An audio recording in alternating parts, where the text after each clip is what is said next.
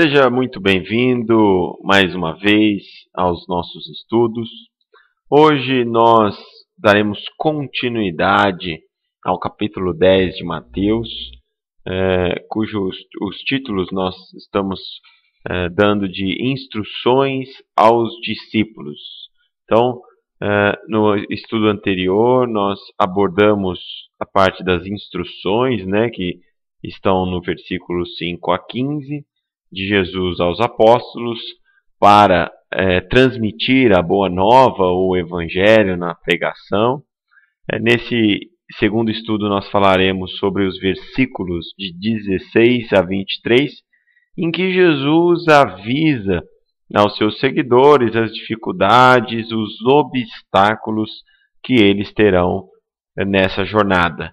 E posteriormente falaremos sobre o encorajamento, as dificuldades e as recompensas. Praticamente, o capítulo 10 todo vai falar sobre essas instruções ou orientações ou recomendações de Jesus aos seus discípulos. Então nós começamos lá no versículo 16, lembrando que estamos fazendo o estudo de Mateus no capítulo 10. Eis que vos envio como ovelhas ao meio de lobos. Portanto, sede prudentes como as serpentes e simples como as pombas.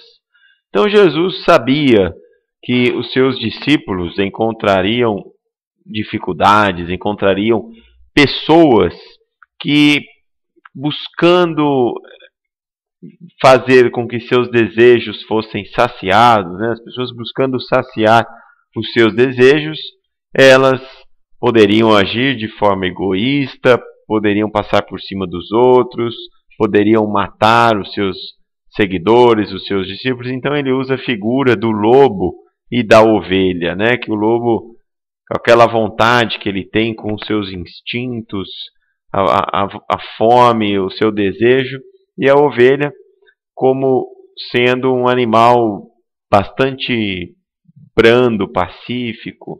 Então ele usa dois adjetivos, o prudente e simples. Simples aqui é no sentido de puro, que não contém misturas, não é dual, é simples. Alguns traduzem como inocente, etc. Acautelai-vos, porém, dos homens, porque eles vos entregarão aos sinédrios e vos açoitarão nas suas sinagogas. Muito bem, o que é isso? Sinédrios são os locais em que as pessoas eram julgadas. Então são tribunais, pequenos tribunais, e aquelas cidades que continham mais de 100, 120 homens, falam alguns estudos, continham esse tribunal. E muitos dos discípulos, dos apóstolos, ou dos missionários, dos mensageiros de Jesus, eles foram julgados, foram açoitados, Açoitar é a chicotada que nós vemos aí nos filmes, mostrando, etc. Então, Jesus já avisava do que seus discípulos passariam, já traz esse alerta para eles. E sereis até conduzidos à presença dos governadores e dos reis, por causa de mim, para lhes servir de testemunho a eles e aos gentios. Então aqui Jesus fala que quando isso acontecesse, também serviria aquelas pessoas. E com certeza a brandura, a forma como esses discípulos de Jesus morreram, nós vamos falar um pouco mais detalhado sobre isso, foi uma coisa que mexeu com os gentios. Quem que é gentio? São os não-judeus, o povo não-hebreus, os romanos e vários outros povos não-judeus. Eles ficaram mexidos com aquelas situações. Então eu separei aqui algumas figuras para nós apenas lembrarmos ou entendermos. Praticamente todos os seus discípulos foram assassinados, com exceção a um ou outro, João.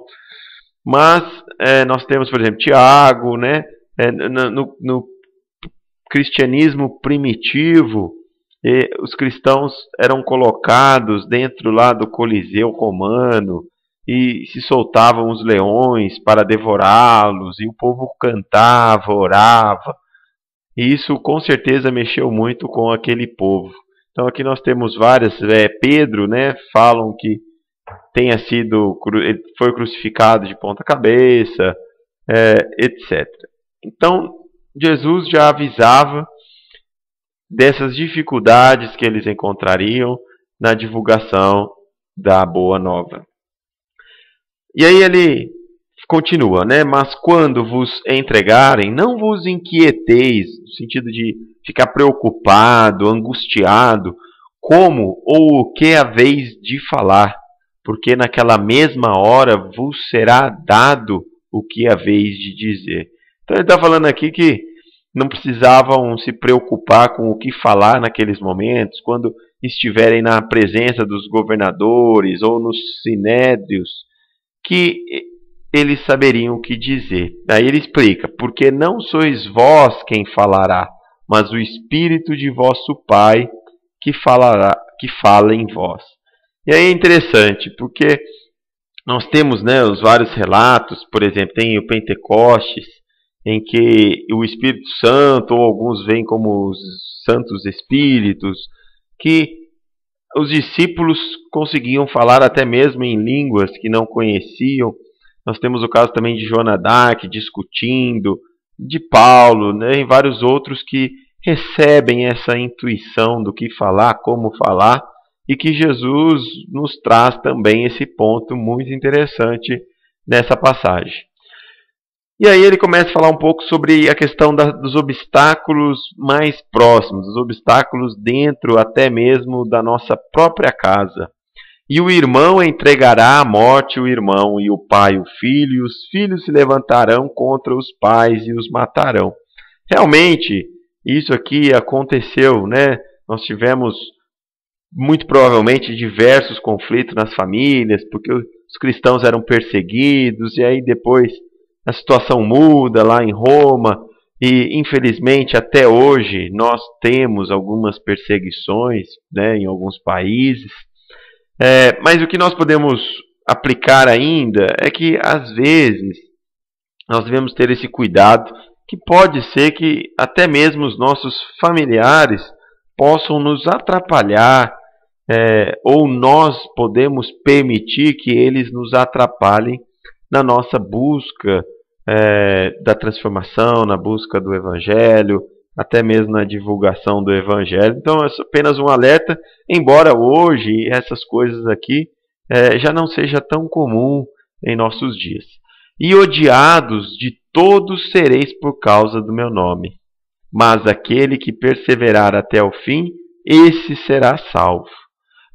Quando, pois, vos perseguirem nesta cidade, fugi para outra, porque em verdade vos digo que não acabareis de percorrer as cidades de Israel sem que venha o Filho do Homem. Então, Jesus aqui alerta e avisa os problemas, as dificuldades. Com certeza, trazer essa mensagem, né, ao nosso planeta, ela não foi fácil, teve muita resistência. Se hoje nós acreditamos que as pessoas são muito egoístas, são violentas, nessa época de Jesus a situação era muito pior, muito mais complicada, muito mais difícil, se matava por muito menos, e sempre que traz alguma coisa nova existe uma resistência natural, e com certeza esses discípulos, esses apóstolos de Jesus, nós devemos agradecê-los pelo empenho, pelo esforço que eles tiverem, pela coragem de conseguir, diante de tantas dificuldades, continuar e perseverar até o fim. E hoje nós temos essa oportunidade de ter essa mensagem. Hoje no nosso mundo, principalmente no nosso país, já não existe essa dificuldade, né? O Brasil é um país bastante aberto na questão religiosa. Dificilmente nós vemos notícias ou fatos desse tipo de problema. Então, assim, temos que dar graças por podermos falar da nossa religião, por poder trazer o cristianismo, discutir, poder falar, né, livremente. O último versículo, quando vos perseguir, fugir para outra, Porque em verdade vos digo que não acabareis de percorrer as cidades de Israel sem que venha o Filho do Homem. Aqui tem algumas interpretações diferentes. Durante muito tempo, as pessoas aguardavam que Jesus voltasse antes de Jerusalém ser derrubado pelos romanos, ou que Jesus volte ainda para o planeta Terra, ou não sei, antes do juízo ou depois do juízo, vai depender muito das interpretações, mas também existe um sentido um pouco mais simbólico de que é o encontro do Cristo interior, do nosso Cristo, assim, né, como Paulo nos falava, que ele e o Cristo eram um. Ao final dessa grande caminhada, percorrida, da evolução, da transformação interior, o Filho do Homem ou o Cristo habitará em nós. Também é mais uma interpretação aí para que possamos refletir. O estudo de hoje era basicamente isso e nós posteriormente continuaremos com o trecho dos encorajamentos, as dificuldades e as recompensas de Jesus aos discípulos. Eu agradeço a todos pela atenção e até o próximo estudo.